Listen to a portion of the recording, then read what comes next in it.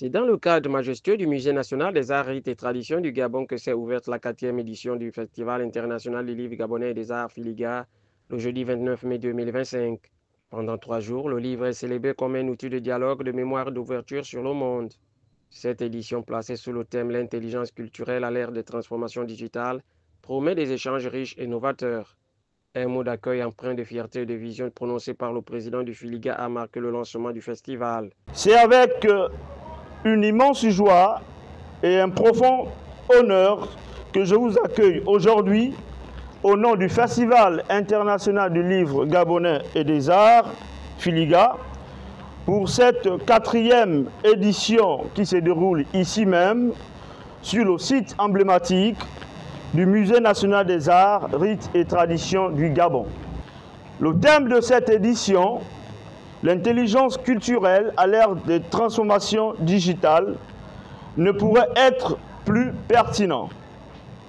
En effet, alors que nous voyons notre monde profondément transformé par le numérique, il est crucial de réfléchir à la manière dont nous pouvons utiliser ces outils pour enrichir notre patrimoine culturel, pour mettre en lumière nos voix et pour tisser des liens authentiques au-delà des frontières. Une ode vibrante à la richesse littéraire du Gabon nous a été offerte par le secrétaire général de l'Union des écrivains du Gabon, UDEG. Notre pays, le Gabon, est riche de multiples trésors.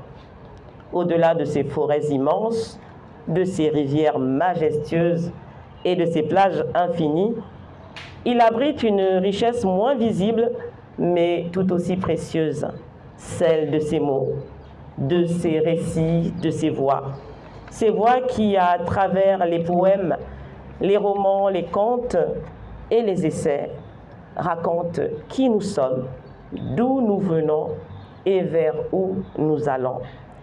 Ces voix qui, dans leur diversité, tissent les fils d'une identité nationale profonde et partagée. Le Cameroun, pays à l'honneur de cette édition, a été chaleureusement salué par ses hôtes. L'ambassadrice a exprimé sa gratitude avec émotion et fierté. Qu'il me soit permis, à l'entame de mon propos, de remercier très chaleureusement les organisateurs de ce grand rendez-vous culturel africain, voire mondial, pour avoir porté leur choix sur le Cameroun comme pays à l'honneur de cette édition. Merci pour cette sollicitude qui témoigne de toute l'estime et du respect que vous portez à notre cher et beau pays. Le représentant du ministère en charge du rayonnement culturel et des arts a transmis les mots de la ministre empêchée tout en lançant officiellement le festival. Je voudrais avant tout traduire toute la désolation de Madame la ministre en charge du rayonnement culturel et des arts, qui n'a pas pu honorer de sa présence ici ce jour du fait de l'organisation simultanée de l'hommage à Aaron Boupenza, illustre fils de ce pays.